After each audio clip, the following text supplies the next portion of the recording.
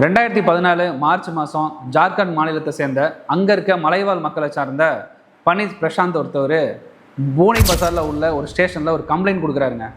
அது வரைக்கும் இயல்பாக இயங்கி கொண்டு அந்த நாடு அந்த கம்ப்ளைண்ட்க்கு அப்புறம் காட்டு தீயாக பரவி ஒரு பெரிய பிரச்சனையை பார்க்குது. அந்த பிரச்சனை என்னன்னு கேட்குறீங்களா? என்னோட வாழ்வாதாரத்தை மாற்றுறதுக்காக தனக்கு தெரிஞ்ச தினேஷ் பிரகா அப்படின்றவர்கிட்ட என்னை மிலிட்ரியில் சேர்த்து விடுங்க உங்களுக்கு தெரிஞ்சவங்க மூலயமா அப்படின்னு சொல்கிறாரு.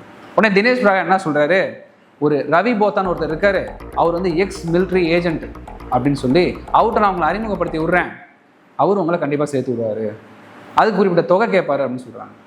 உடனே என்ன பண்ணுறாங்க, ஒரு 2 லட்ச ரூபா பணத்தை எடுத்துக்கிட்டு ரவி போத்தாவை பார்க்க போகிறாங்க. ரவி போத்தா தன்னை எல்லாருக்கிட்டையுமே தான் ஒரு எக்ஸ் மிலிட்ரி ஏஜென்ட் அப்படின்றத தான் எல்லாத்தையுமே போர்ட்ரேட் பண்ணுறாரு. அவர் சொல்கிறத பற்றி கேட்டு அவர்கிட்ட இருக்க சில ஆயுதங்களை கொடுத்து நீங்கள் என்ன பண்ணணும் அப்படின்னா கவர்மெண்ட்டிட்ட போயிட்டு நான் ஒரு நக்சலைட் அப்படின்னு சொல்லி நீங்கள் சரண்டர் ஆகிடுங்க. நீங்கள் அங்கே ஜெயிலுக்குள்ளே போனதுக்கப்புறம் நடைமுறை வாழ்க்கையை பார்த்து உங்களோட நன்னடத்தையை பார்த்து அவங்களே உங்களை மிலிட்ரிக்கு ரெக்ரூட் பண்ணுவாங்க அப்படின்னு சொல்லுவார். அவர் சொல்கிற அந்த பேச்சை கேட்டு பனித் பிரசாந்த் பார்த்தீங்க அப்படின்னா ஜெயிலில் போய் சரண்டர் ஆகுறாங்க. சரண்டர் ஆனால் கொஞ்ச நாள்லேயே தெரிஞ்சிருது இங்கே உள்ளவங்க அதுக்கான எந்த முயற்சியுமே எடுக்கலையே, கவர்மெண்ட்லேருந்து அந்த மாதிரி எந்த ஒரு நோட்டிஃபிகேஷன் வரலையே அப்படின்னு சொல்லி அவருக்கு ஒரு பயம் வந்துடுது.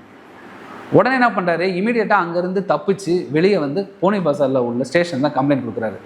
அந்த கம்ப்ளைண்ட்டை எடுத்துக்கிட்டு என்கொயரி ஸ்டார்ட் பண்ணுறாங்க கவர்மெண்ட் அந்த என்கொயரி ஸ்டார்ட் பண்ண தான் தெரியுது, கிட்டத்தட்ட ராஞ்சி ஜெயிலில் 516 கைதிகள் இருக்கிறதுல 508 பேர் பார்த்தீங்கன்னா இந்த மாதிரி ஃபேக்காகவும் சீட் பண்ணி மலைவாழ் மக்கள் மிலிட்ரியில் சேர்த்துறேன்னு சொல்லி வந்தவங்க தான் அப்படின்னு தெரியுது. இது ஒரு பெரிய அதிர்வலையை ஏற்படுத்துது அங்கே ஜார்க்கண்ட் மாநிலத்தில். உடனே என்ன பண்ணுறாங்க, தன்னோட வாழ்வாதாரத்தை இழந்து சொத்தை இழந்து வீட்டை விற்று மாட்டை விற்று காடுகளை எல்லாத்தையும் விற்றுட்டு இந்த பணத்தை கொடுத்து இங்கே அவங்க வாழ்க்கையை இழந்துடுறாங்க. இது உடனே மீடியாவுக்கு தெரிய வரதுக்கும் பப்ளிக் தெரிய வரதுக்கும் ஒரு பெரிய பிரச்சனையாக்கி கொஸ்டின்ஸ் கேட்குறாங்க கவர்மெண்ட். ரவி போதா உடனே அரெஸ்ட் செய்யப்படுறாரு.